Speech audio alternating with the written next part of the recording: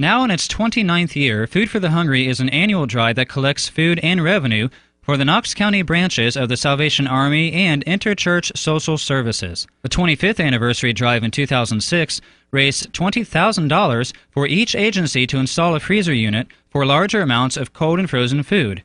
Interchurch's freezer unit was installed in 2009, and while planning is underway for construction of the Salvation Army freezer, it has yet to start. I went to the Salvation Army here in Mount Vernon and got an update from Major Bob Bender about the freezer project.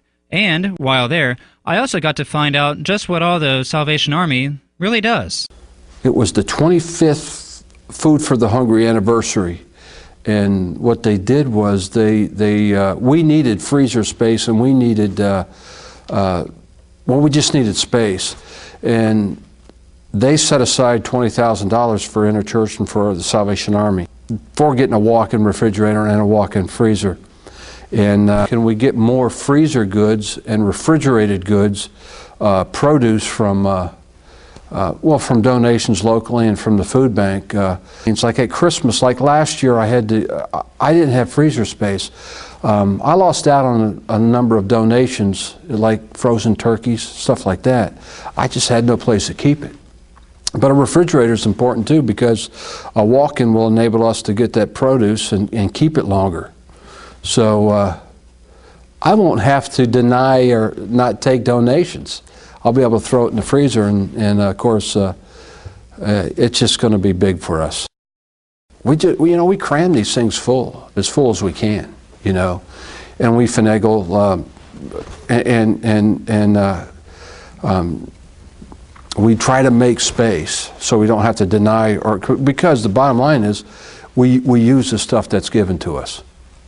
And I hate to refuse anything, but we find a way. Last year we got like 500 pounds of venison donated, and I didn't have any place for it, but we made we made room. Once the addition is completed, Major Bender won't have to worry about space anymore. There will be plenty enough room for all donations. Part of it for dry goods. The actual addition where the walk-ins are going to be located will be 15 feet deep by 36 feet wide, or 36 feet long. And the walk-ins themselves are 9.5 feet wide by 7.5 feet deep. We're getting the two, just for a refrigerator and a freezer. So you take off the 9 foot, so we'll have about 25, 24 foot left for 24 by 15 left for storage and stuff like that. So it'll be nice. Yeah. I may want to sleep in there. Major Bender then discussed with us the important role the Salvation Army plays in the local community. Just having food is one thing, but having the ability to store it and to do it properly, you need stuff like this. You really do. The number one purpose of what we do is to see that the client, that we serve the people in need, and then everything else takes second place. There are people in this community that struggle financially, that they have to make a choice between food or paying a rent bill. The emergency housing, the food that we give out. That type of assistance, you don't have to, we don't sell you have to come to church to do any of that stuff, or to receive, but you'd be surprised at the number of people who inquire about God, or if they say, stuff, can you at least pray for me? This type of set aside for these walk-ins isn't a one-time shot, and it's going to be here for 20 years.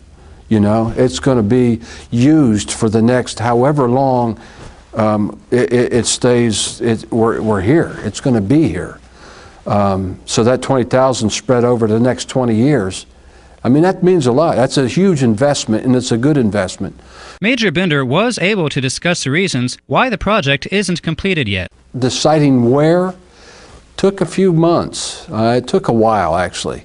And then, months turn into, weeks turn into months, months turn into half a year, and then, because we wanted to get it right. I didn't want to put it someplace where I was stupid to put it here.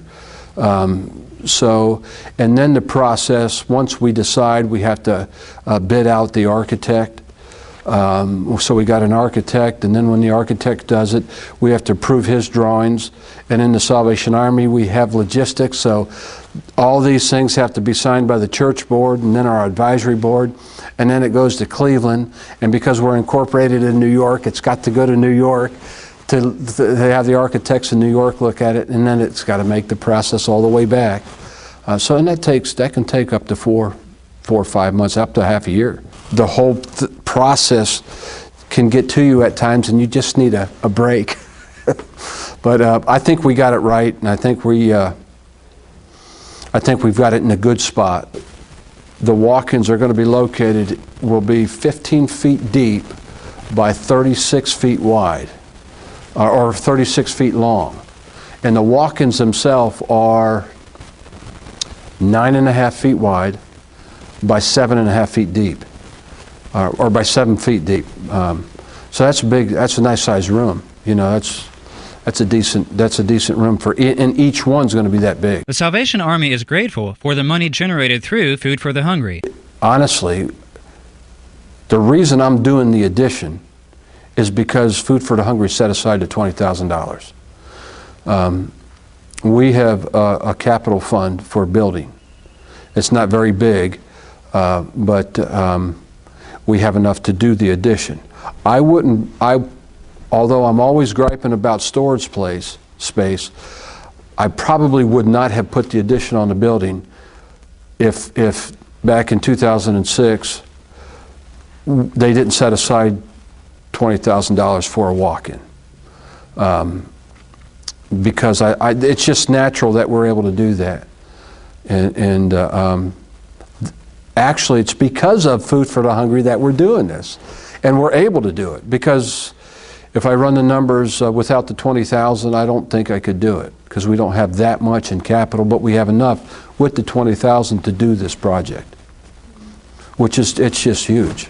And so those people who gave money towards that know that, you know, that dollar's not just helping in 2006, but it's going to help for the next 20 years, as far as those walk-ins are concerned, which I don't know, you can't get an investment like that anyplace else. And it's people's generosity and their kindness. But I think what it'll do is it'll actually make it easier for the folks who run the pantry, pack the food boxes, you know, stuff like that. And I think it's just going to be good. I just want to get it. The Salvation Army does more than just feed people's physical hunger. They try to feed their spiritual hunger, too. It is a joy. When you keep it all in perspective, even the real hard days, to be able to affect somebody's life, and not just here on earth. There's a lot of hurting people out there, and I think if you can help somebody emotionally, and I honestly believe that, and this is probably going to sound trite, that Christ is the answer to all the issues that we face. You know, if we can affect people's lives, you know, emotionally and internally, you know, we can make a definite change. Once Food for the Hungry is over, the gym's incredible. I mean, half of it's filled with food and half of it's filled with toys. And you know, we need help sorting the canned foods and stuff like that. There's packing the food boxes. You know, we just did coats for kids too. The Kiwanis Club did, and just sorting the coats. But some Salvation Army locations have been reporting a drop in donations during these tough economic times. Major Bender says not so here in Mount Vernon. He reports that donations the past few years have remained steady and hopes that, through the generous support and donations of the good people of Mount Vernon and Knox County, that good trend will continue this holiday season as well. For CougarNet News and the 2010 Food for the Hungry Drive, I am James McDowell.